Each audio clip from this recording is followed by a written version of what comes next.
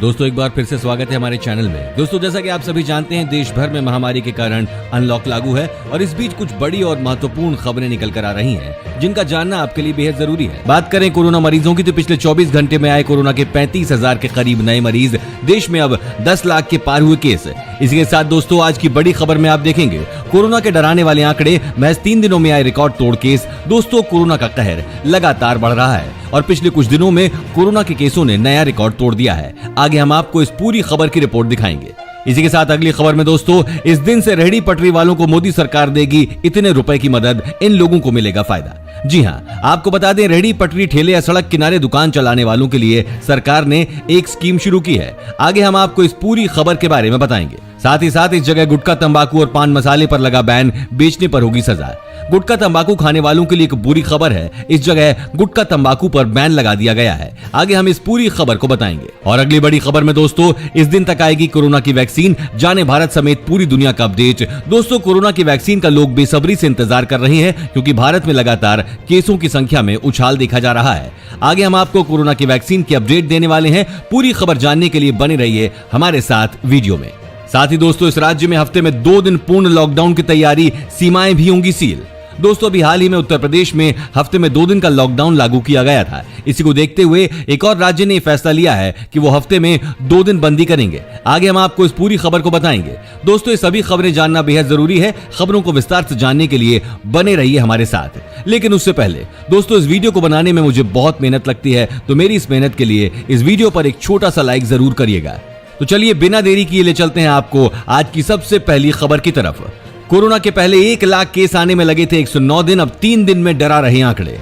दोस्तों देश में कोरोना वायरस के संक्रमण के मामले तेजी से बढ़ रही हैं। कोरोना के नए मरीज हर दिन नए रिकॉर्ड बना रहे हैं। पिछले 24 घंटे की बात करें तो कोरोना के नए मरीजों की संख्या जहां 35,000 के करीब पहुंच गई, वहीं कुल कोरोना मरीजों की संख्या ने 10 लाख के आंकड़े को पार कर लिया। कोरोना के तेजी से चढ़ते ग्राफ का अंदाजा इसी बात से लगाया जा सकता है कि देश में पहले 1 लाख कोरोना केस को सामने आने में 109 दिन का समय लगा था, जबकि अब 1 लाख केस सिर्फ 3 दिन में ही सामने आने लगे हैं। साथ ही अगली बड़ी खबर में 1 अगस्त से रेहड़ी पटरी वालों को मोदी सरकार देगी इतने रुपए की मदद, इन लोगों को मिलेगा फायदा। दोस्तों आपको बता दें, रेहड़ी पटरी ठेले या सड़क किनारे दुकान चलाने वालों के लिए सरकार ने एक लोन स्कीम शुरू की है। इसका नाम पीएम स्वनिधि योजना है। लॉकडाउन के कारण ऐसे दुकानदारों को सबसे ज्यादा दिक्कत का सामना करना पड़ा है। इनकी आजीविका पर सबसे ज्यादा मार पड़ी है। सरकार ने स्ट्रीट वेंडरों की मदद की खातिर इस स्कीम के लिए 5,000 करोड़ रुपए की राशि रखी है। इसके लिए कोई कड़ी शर्त नहीं होगी। आपको बता दें, पीएम स्वनिधि योजना के तहत अधिकतम 10,000 रुपए तक का लोन मिलता है। ये कारोबार को शुरू करने में मदद करता है। ये बेहद आसान शर्तों के साथ दिया जाता है। इस योजना के तहत रियायती दरों पर कर्ज दिया जाता है। समय से कर्ज का भुगतान करने वालों को ब्याज में खास छूट भी दी जाती है। सड़क किनारे ठेले या रेहड़ी पटरी पर दुकान चलाने वालों को ये कर्ज दिया जाता है। फल, सब्जी, लॉन्ड्री, सैलून और पान की दुकानें भी इस श्रेणी में शामिल की गई हैं। इन्हें चलाने वाले भी ये लोन ले सकते हैं। साथ ही अगली बड़ी खबर में इस जगह गुटखा, तंबाकू और पान मसाले पर लगा बैन, बेचने पर होगी सजा। दोस्तों दिल्ली सरकार ने गुटखा, पान मसाला, तंबाकू और अन्य तंबाकू उत्पादों के निर्माण, भंडारण, बिक्री तथा वितरण पर लगे प्रतिबंध को 1 साल के लिए बढ़ा दिया है। खाद्य सुरक्षा विभाग ने इन उत्पादों पर प्रतिबंध की अवधि बढ़ाने के संबंध में एक अधिसूचना जारी की है। आपको बता दें कि अधिसूचना में कहा गया है कि राष्ट्रीय राजधानी क्षेत्र के आयुक्त ने जन स्वास्थ्य के हित में राष्ट्रीय राजधानी में तंबाकू के निर्माण, भंडारण, वितरण या बिक्री पर प्रतिबंध को 1 वर्ष की अवधि तक के लिए बढ़ा दिया है। हालांकि सिगरेट पर इस प्रकार का प्रतिबंध लागू नहीं होगा। बीते वर्ष दिल्ली में पान मसाला, तंबाकू की बिक्री और निर्माण और भंडारण पर रोक लगा दी गई थी, जिसे सरकार की ओर से एक बार फिर बढ़ा दिया गया है। अगली बड़ी खबर में दोस्तों, कोरोना काल में मासिक 55 रुपए जमा करने पर मिलेंगे हर महीने 3,039 लाख लोगों ने उठाया फायदा।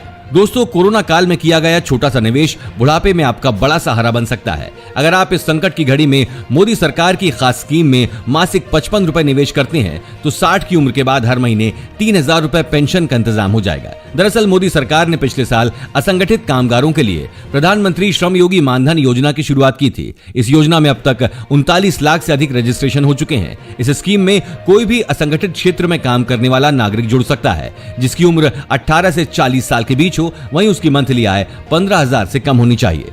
इस योजना के तहत 60 साल की उम्र के बाद हर महीने 3,000 रुपए की पेंशन पाने के लिए कम से कम 55 रुपए और अधिकतम 200 रुपए महीना जमा करना होगा। अगर आप 18 साल की उम्र में ही इस योजना से जुड़ जाएं तो आपको सिर्फ हर महीने 55 रुपए जमा करने होंगे। वहीं 29 साल की आयु से जुड़ने पर हर महीने 100 रुपए और 40 साल की आयु से जुड़ने पर हर महीने 200 रुपए का योगदान करना होगा। दोस्तों, इस चैनल पर हम आपको देश और दुनिया भर की सभी ताजा खबरों को सबसे पहले लेकर आते हैं। अगर आप भी चाहते हैं कि दुनिया भर की खबरें आपके पास पहले पहुंचें तो चैनल को बिना भूले नीचे दिए गए लाल बटन को दबाकर सब्सक्राइब जरूर कर दें और बेल आइकन को भी जरूर दबाएं। दोस्तों, इस वीडियो को देखते रहिए क्योंकि आगे आप देखने वाले हैं सीएससी सेंटर में होगी 20 लाख डिजिटल कैडेट की नियुक्ति, इन लोगों को मिलेगा फायदा। साथ ही अब जानिए सितंबर तक आएगी कोरोना की वैक्सीन, जाने भारत समेत पूरी दुनिया का अपडेट। दोस्तों, कोरोना वायरस ने दुनिया भर के 200 से ज्यादा देशों को अपनी चपेट में ले लिया है।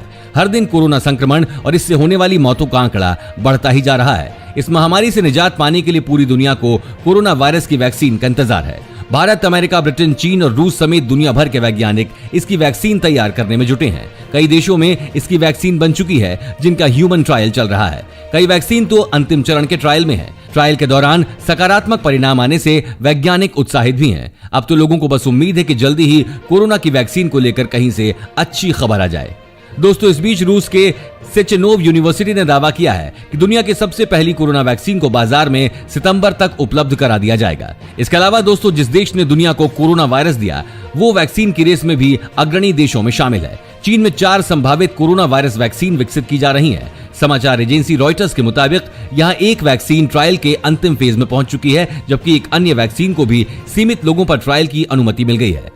बात करें भारत की तो भारत में आईसीएमआर और भारत बायोटेक की ओर से तैयार वैक्सीन कोवैक्सीन का ह्यूमन ट्रायल शुरू हो चुका है। कंपनी ने कोवैक्सीन के ट्रायल के लिए 14 जगहों के करीब 1500 वॉलंटियर्स यानी स्वयं सेवकों को शामिल किया है। इन 14 जगहों में नई दिल्ली, गोवा, गोरखपुर, भुवनेश्वर, रोहतक, चेन्नई, पटना, कानपुर, विशाखापट्टनम और हैदराबाद शामिल हैं। साथ ही दोस्तों, सीएससी सेंटर में होगी 20 लाख डिजिटल कैडेट की नियुक्ति, आम लोगों को घर बैठे मिलेंगी जरूरी सुविधाएं।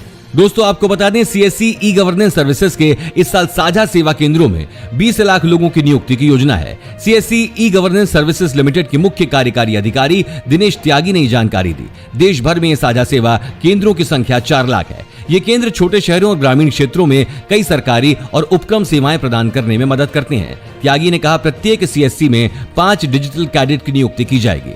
आपको बता दें, कैडेट लोगों को उनके घर के दरवाजे पर विभिन्न सेवाएं उपलब्ध कराएंगे। इसके अलावा ये ग्रामीण ई स्टोर और किसान ई मार्ट के लिए डिलीवरी एजेंट के रूप में काम करेंगे और सीएससी को सरकार और अन्य एजेंसियों के लिए विभिन्न सर्वे करने में मदद करेंगे। उन्होंने कहा कि इन पदों के लिए पात्र कैडेट के पंजीकरण का काम 1 महीने में पूरा होने की उम्मीद है। उसके बाद उनकी नियुक्ति और सत्यापन की प्रक्रिया शुरू की जाएगी। साथ ही दोस्तों, बढ़ते हैं अगली खबर पर। अयोध्या और राम पर आखिर नहीं माना नेपाल, उठाने जा रहा ये कदम।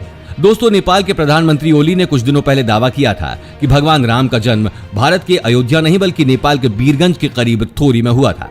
अयोध्या और भगवान राम को लेकर नेपाली प्रधानमंत्री केपी शर्मा ओली के बेतुके दावे को सही साबित करने के लिए नेपाल का पुरातत्व विभाग हरकत में आ गया है। विभाग नेपाल के दक्षिण में स्थित थोरी गांव में खुदाई और शोध की तैयारी कर रहा है। मालूम हो कि प्रधानमंत्री ओली ने कहा था कि असली अयोध्या भारत में नहीं बल्कि नेपाल के बीरगंज जिले के थोरी गांव में है। आपको बता दें, ओली की इस बेतुकी थ्योरी पर काफी बवाल हुआ और उन्हें अपने ही घर में विरोध का सामना करना पड़ा। लेकिन सरकारी विभाग होने के नाते पुरातत्व विभाग अब इसे सही साबित करने के नाकाम प्रयास में जुट गया है। माय रिपब्लिका अखबार के मुताबिक पुरातत्व विभाग विभिन्न मंत्रालयों के साथ क्षेत्र में खुदाई और संभावित पुरातत्व अध्ययन पर चर्चा कर रहा है। इंडियन रेलवे की रिमोट नियंत्रित मेडिकल ट्रॉली मेडबोट, ऐसे मिल रही मदद। दोस्तों, कोरोना संकट के बीच भारतीय रेलवे तकनीक के जरिए लगातार रेलवे सेवाओं के साथ साथ कोविड के इलाज के लिए बेहतर सुविधाएं मरीजों तक पहुंचा रही है। इसी कड़ी में अब रिमोट नियंत्रित मेडिकल ट्रॉली मेडबोट को मरीजों की सेवा के लिए तैनात किया गया है। इस रोबोट ट्रॉली के जरिए बिना मरीज के संपर्क में आए उन्हें थाना दवाएं मुहैया कराई जा रही हैं। आपको बता दें, इस रोबोट का सफल परीक्षण किया गया, जिसके बाद परीक्षण सफल रहा है। आपको बता दें कि इसकी सेवाएं ली जा रही हैं। आने वाले समय में माना जा रहा है कि इस तरह के और भी रोबोट नियंत्रण मेडिकल ट्रॉली को अन्य अस्पतालों में इस्तेमाल किया जा सकता है। ये खुद मरीज के बेड तक पहुंचता है और मरीज या उसके परिजन को इससे सामान उठाना होता है। साथ ही दोस्तों, देश के कई हिस्सों में होगी बारिश। जानिए आपके शहर में मौसम का कैसा रहेगा मिजाज। दोस्तों, इन दिनों पूरे देश में मानसून की बारिश लगातार हो रही है। देश के पश्चिम हिस्से मुंबई और गुजरात में पिछले 24 घंटे के दौरान जोरदार बारिश हुई है। अगले 24 घंटे में यहां बारिश का अनुमान लगाया गया है। इसके अलावा केरल में भी लगातार बादल बरस रहे हैं। उधर असम में गुरुवार को बाढ़ से 5 लोगों की मौत हो गई। राज्य में बाढ़ से हालात खराब होते जा रहे हैं। अगली बड़ी खबर में, इस राज्य में हफ्ते में 2 दिन पूर्ण लॉकडाउन की तैयारी, सीमाएं भी होंगी सील। उत्तराखंड में कोरोना के बढ़ते मामलों को देखते हुए त्रिवेंद्र सरकार हफ्ते में 2 दिन पूर्ण लॉकडाउन की तैयारी कर रही है। यह लॉकडाउन पूरे राज्य में लागू होगा। मुख्यमंत्री त्रिवेंद्र रावत ने गुरुवार देर शाम मुख्य सचिव उत्पल कुमार सिंह को कार्रवाई के निर्देश दे दिए। शनिवार और रविवार को लॉकडाउन रखने पर विचार करने के लिए कहा। इस दौरान राज्य की सीमाएं भी सील रहेंगी। इसके बाद मुख्य सचिव ने शुक्रवार को उच्च स्तरीय बैठक बुलाई है। इस बैठक में लॉकडाउन के दिन और व्यवस्थाएं भी तय की जाएंगी। अगली बड़ी खबर में दोस्तों, चीन में एक की मौत, 15 क्वारंटीन में। गिलहरी के जरिए यूएस पहुंची बीमारी। दोस्तों, कोरोना संक्रमण के बाद चीन से इस बार फिर ब्यूबोनिक प्लेग फैलने का खतरा लगातार बना हुआ है। चीन के इनर मंगोलिया में शुरू हुआ ब्यूबोनिक प्लेग का दायरा तेजी से बढ़ रहा है। मिली खबर के मुताबिक पश्चिम मंगोलिया में प्लेग से 15 साल के लड़के की मौत हो गई है। इस लड़के के संपर्क में आए 15 लोगों को क्वारंटीन कर दिया गया है। उधर अमेरिका के कोलोराडो में एक गिलहरी की रिपोर्ट भी पॉजिटिव आई है, जिसके बाद इस गिलहरी के संपर्क में आए एक शख्स को क्वारंटीन कर दिया गया है। ले पहुंचे रक्षा मंत्री राजनाथ सिंह, फॉरवर्ड लोकेशन पर जवानों से की बात। दोस्तों, जैसा कि आपको पता होगा, कुछ समय पहले देश के प्रधानमंत्री अचानक लेह सैनिकों से मिलने पहुंच गए थे। इसके साथ ही रक्षा मंत्री राजनाथ सिंह अपने 2 दिवसीय लद्दाख और जम्मू कश्मीर के दौरे पर लेह के स्टकना पहुंच गए हैं। रक्षा मंत्री के सामने पैरा कमांडोज प्रदर्शन करते हुए दिखाई दिए। रक्षा मंत्री राजनाथ सिंह के सामने पेंगोंग झील के पास पैरा कमांडोज ने युद्ध अभ्यास किया है। बता दें कि पेंगोंग झील वही इलाका है जहां पर भारत और चीन के सैनिक आमने सामने आ गए थे। आपको बता दें, भारत रक्षा मंत्री की मौजूदगी में एक बार फिर चीन को अपनी ताकत का एहसास करा रहा है। इसके अलावा समाचार एजेंसी ANI के मुताबिक रक्षा मंत्री राजनाथ सिंह लेह के लिए आज सुबह रवाना हुए। भारत चीन के सैनिकों के बीच हुई हिंसक झड़प के बाद से रक्षा मंत्री राजनाथ सिंह कई बार दिल्ली में सेना प्रमुख chief of defence staff general Bipin Rawat के साथ बैठक करके बॉर्डर पर हालात का जायजा ले चुके हैं। अगली बड़ी खबर, ट्रंप बोले भारत और चीन के लोगों से प्यार करता हूं, शांति के लिए कुछ भी करूंगा। दोस्तों, चीन के साथ तनावपूर्ण रिश्तों के बीच अमेरिकी राष्ट्रपति डोनाल्ड ट्रंप ने कहा है कि उन्हें भारत और चीन के लोगों से बेहद प्यार है। व्हाइट हाउस की प्रेस सेक्रेटरी केली मैकेनिनी ने शुक्रवार को बताया कि ट्रंप भारत चीन के बीच शांति स्थापित करने के लिए हर संभव प्रयास करने के लिए तैयार हैं। ट्रंप ने कहा है कि दोनों देशों के लोगों की भलाई के लिए शांति जरूरी है और इसे पुनर्स्थापित करने के लिए मैं कुछ भी करने के लिए तैयार हूं। आपको बता दें, ट्रंप ने कहा, मैं भारत के लोगों से प्यार करता हूं, मैं चीन के लोगों से भी प्यार करता हूं और वो हर प्रयास करने के लिए तैयार हूं जिससे दोनों देशों के बीच शांति स्थापित हो सके।